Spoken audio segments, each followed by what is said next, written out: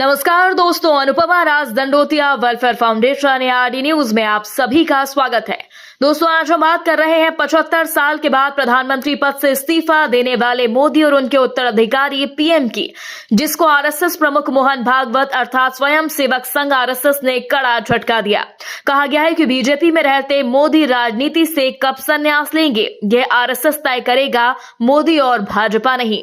जी हां दोस्तों, मोदी और खुद मोहन भागवत ने अपने पुराने बयान 75 साल की उम्र में रिटायरमेंट को लेकर अपने पहले के बयान पर स्पष्टीकरण दिया और इसके साथ ही बता दिया कि मोदी की बीजेपी और आरएसएस दुनिया का सबसे बड़ा गिरगिट स्थान है, जिसके बाद अमित शाह, जेपी नड्डा जैसे बहुतों की उम्मीदों पर पानी तो फिर ही गया। दोस्तों, बीजेपी की बहुत ही बड़ी दुविधा भी दूर कर दी, क्योंकि आरएसएस प्रमुख मोहन भागवत और प्रधानमंत्री नरेंद्र मोदी दोनों ही अगले महीने 75 साल के होने वाले हैं, जिसको लेकर मोहन भागवत कह चुके थे कि 75 के बाद कुर्सी छोड़ देना चाहिए, चिपके नहीं रहना चाहिए, यह ठीक नहीं। दोस्तों, मोहन भागवत के बयान के बाद मोदी भी असमंजस में थे और हर 2 दिन के बाद विदेशी दौरा कर 146 करोड़ जनता का पैसा पानी की तरह खर्च कर रहे थे, ताकि दिल के अरमान जल्द से जल्द पूरे कर दिए जाएं।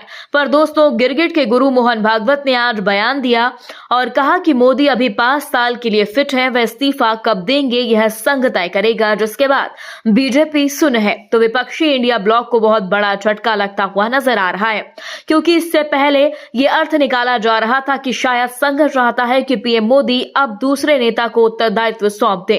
लेकिन अब भागवत ने जो कुछ कहा और उसका स्पष्ट मतलब है कि संघ 2029 के लिए भी पीएम मोदी को ही पीएम घोषित करने वाला है।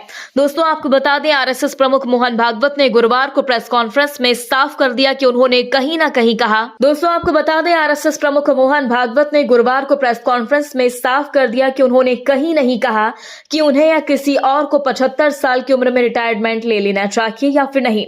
ये आरएसएस संघ के मुताबिक होता है, हमें जो कहा जाता है वही करना होता है। दोस्तों, मोहन भागवत ने इसको लेकर संघ के वरिष्ठ स्वयंसेवक मोरोपंत पिंगले का जिक्र किया और कहा वे बेहद ही मजाकिया थे। मैंने मोरोपंत जी को कोट किया, उनके 75 साल के होने पर हमारा एक कार्यक्रम था, वह ऐसा कुछ कह देते थे कि लोग कुर्सियों पर हंसते हंसते लोटपोट हो जाते थे, क्योंकि हमारे सह कार्यवाहक शेषाद्री जी ने उन्हें एक शॉल दिया और उनसे कुछ कहने को कहा, तो वह बोले अब शॉल दे दिया है, इसका मतलब कि आप 75 के हो गए हैं और दूसरे के लिए रास्ता छोड़ दीजिए। पर यह हकीकत नहीं, जब तक दम है तब तक हम हैं। दोस्तों, संघ प्रमुख मोहन भागवत के इस बयान संदेश के बाद अभी अमित शाह, जेपी नड्डा, नितिन गडकरी के अरमान आंसू में बहते हुए साफ देखे जा रहे हैं। यही नहीं, संघ प्रमुख का यह संदेश बीजेपी और विपक्ष के लिए भी बेहद बड़ा संदेश साबित हो सकता है, क्योंकि मोहन भागवत ने अचानक गुलाटी खाकर कहा कि मैंने कभी नहीं कहा कि मैं रिटायर्ड हो जाऊंगा या किसी को रिटायर्ड हो जाना चाहिए। संघ में हम स्वयं सेवकों को कार्य सौंपा जाता है, चाहे हमारी इच्छा हो या ना हो। अगर मैं 80 साल का हो जाता हूं और संघ कहता है कि जाइए और शाखा लगाइए, तो मुझे क्या हर किसी को जाना होगा? मैं ना नहीं कह सकता कि मैं 75 साल का हो चुका हूं, मैं रिटायरमेंट बेनिफिट का आनंद लेना चाहता हूं। कोई रिटायरमेंट बेनिफिट नहीं है, हम वह करते हैं जो संघ हमसे कहता है। हम नहीं कह सकते मैं यह करूंगा और यह नहीं करूंगा। इसलिए किसी के रिटायरमेंट की बात नहीं है या मेरी बात नहीं है, हम किसी भी समय रिटायरमेंट के लिए तैयार हैं और जब तक संघ चाहता है हम कार्य करने के लिए तैयार हैं। बाकी 75 साल की बात है तो मोरोपंत जी को मैंने कोट किया, वो बड़े मजाकी आदमी थे। He was so witty that his witticisms made you bounce in your chair or your line, and it was very difficult to maintain the dressing. So once in our program, we all were there, all India Karyakartas, and he completed his 70 years. So our Sarkar Vivash Sheshadri ji, he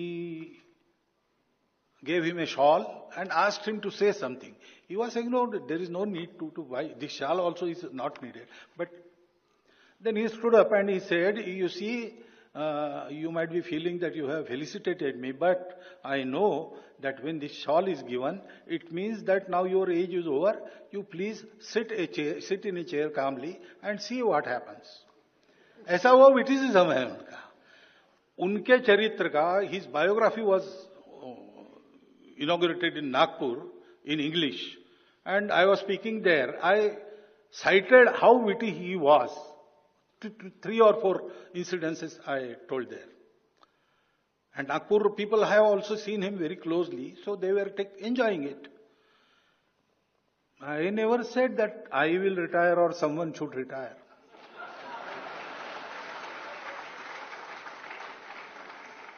In Sangha, we Swayam Sevaks, we are given a job,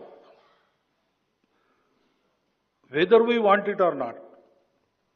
So, if I am 80 years old and Sangha will tell me, go, run a Shaka, I will have to go. I cannot say I have completed 75 years, I want to enjoy the retirement benefits. No, there is no benefit in Sangha. And even if I am 35, Sangha may say, you sit in the office. We do whatever Sangha tells us.